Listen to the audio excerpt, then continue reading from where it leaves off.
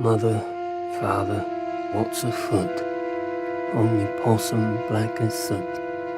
Mother, father, where to tread? Far from Possum and his head.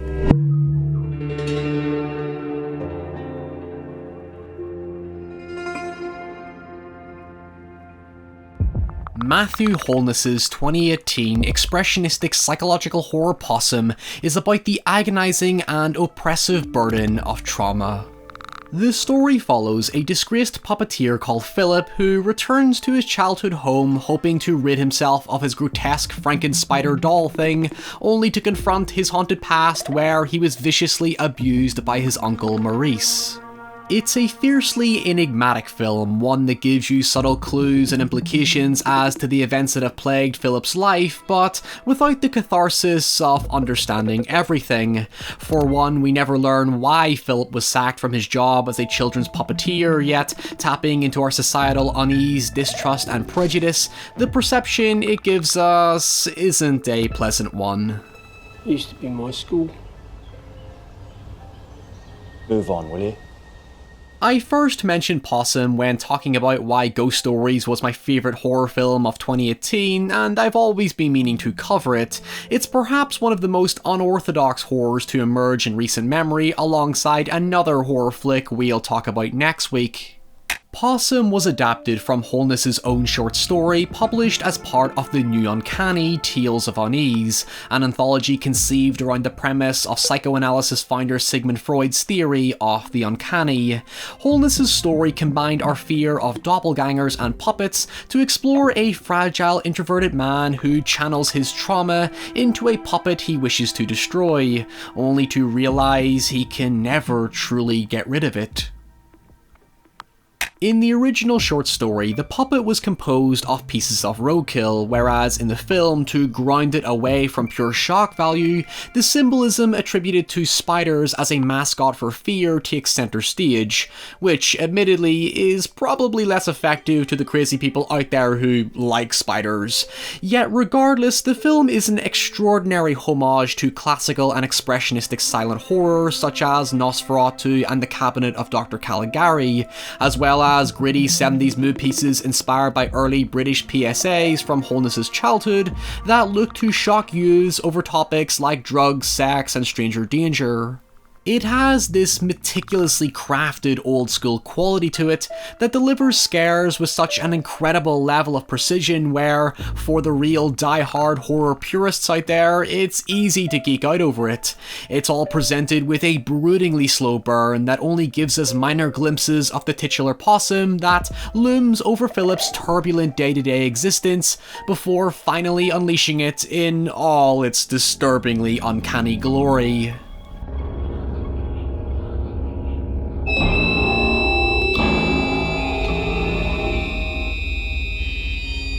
The uncanny as a concept is easier seen than said because it's a mostly visceral experience. It's the phenomenon of something that looks so seemingly familiar, yet feels unnatural and alien to us.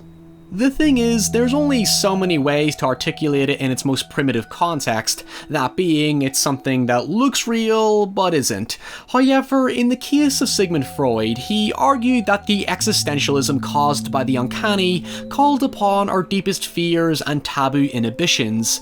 It reminded us so much of ourselves, the id, as Freud himself put it, the part of us that's purely instinctual, and tapped into our supposedly forbidden repressed impulses, which to Freud were predominantly sexual and narcissistic in nature.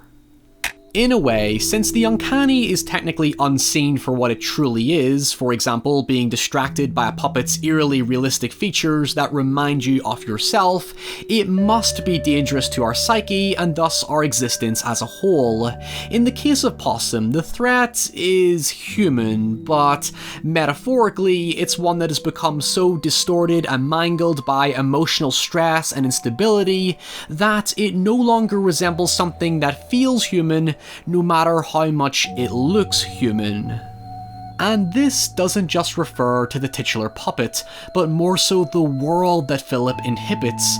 Stylistically, it's borderline apocalyptic, purgatorial even, and when interacting with his abusive uncle Maurice, who even has his own creepy-ass puppet, both characters are so deeply disconnected from each other that even their human interactions feel distinctly unnatural. May I have a demonstration? Before you kill it. Can't kill it as a puppet. To achieve this heightened level of tension, the film's two main actors, the phenomenally underrated method artist Sean Harris and classically trained performer Alan Armstrong, never interacted with each other off camera to avoid having any chemistry or rapport on screen. It goes against tradition to reinforce their strained abusive relationship, which is further compounded by Harris's powerfully expressive performance, where his actions always speak louder than the very few words he says. Wait a while, my little child, for what is playing dead? Possum with his black balloons will eat you up in bed. Delving further into the story, Holness presents it almost like a Brothers Grimm fairy tale. Each thinly disguised chapter is bookended by a narration of Philip's childhood poems that serve as another method for him to channel his trauma. As the film progresses, Philip's attempt to take control of his life by ridding himself of his trauma becomes increasingly strained by its constant re-emergence.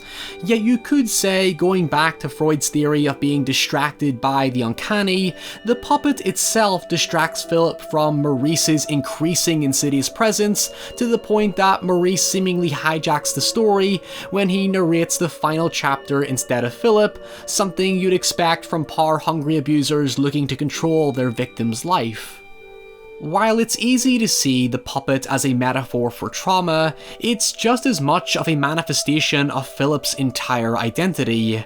The tragic aspect of Philip's journey is that he seems to blame himself for his own trauma, and seeing him fight with it, burn it, run away from it, but always wake up the very next day face to face with it, compounds this inescapable self-hatred. Since the puppet has a head that resembles Philip, when we contrast it next to Maurice's puppet, which looks like him, the symbolism is also projected into what these puppets represent in a British context.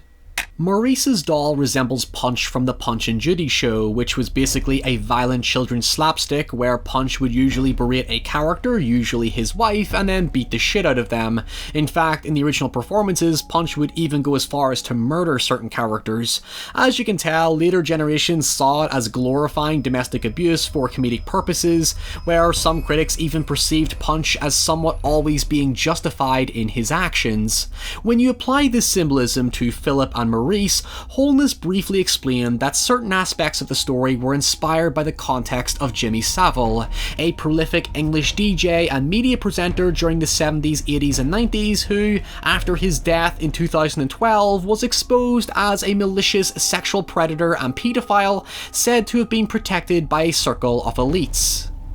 The reason I bring this up is because it goes back to what I said at the beginning about an unpleasant implication, but to go any further requires ending spoilers, so for some of you, this might be your last stop in the video. A recurring plot point established early in the story is a search for a missing schoolboy who Philip briefly interacted with at the beginning of the film, and it's easy to see how Philip becomes the immediate suspect, especially given how he seemingly blacks out after each encounter with Possum. However, in the climax of the film, it's revealed that his uncle Maurice had the child this entire time, and while it's a bit narratively underwhelming and predictable given there are literally only two possible suspects in the film, there's an argument to be said that it's not entirely as it seems. One of my interpretations is that Maurice is entirely a figment of Philip's imagination, in that Maurice died a long time ago, whether circumstantially or at the hands of Philip, and is another extension of Philip's inescapable trauma. The grim way of looking at it is that Philip is a victim who unfortunately became the villain. After years of childhood trauma, he channeled the actions and behaviours of Maurice because they became normalised to him, and extending from that, that, his attempt to get rid of Possum, which as I said is a manifestation of his identity, is potentially Philip trying to get rid of his victim complex. The main reason I sit with this is because of the unanswered question of why Philip lost his job to begin with, along with all the various suggestible locations he visits throughout the story that imply where he was abused. Throughout the film, it definitely pushes a paedophilic angle that's impossible to ignore. However, what makes this theory less concrete and subject to a lot of scrutiny is that I think our immediate suspicions are deliberately played against us to show how we tend to perceive strange looking people around us, the uncanny folk as it were. For example, the perception of seeing Philip creepily standing outside his old school and having a teacher tell him to piss off is pretty telling, yet in Philip's eyes he's innocuously reminiscing of his childhood, a childhood that was stripped away from him. He isn't actually hurting anybody. Really, all of this distrust only goes to reinforce the trauma left by an abuser. The world feels like it's out to get Philip and misrepresent him, and that's how Possum succeeds at getting under your skin.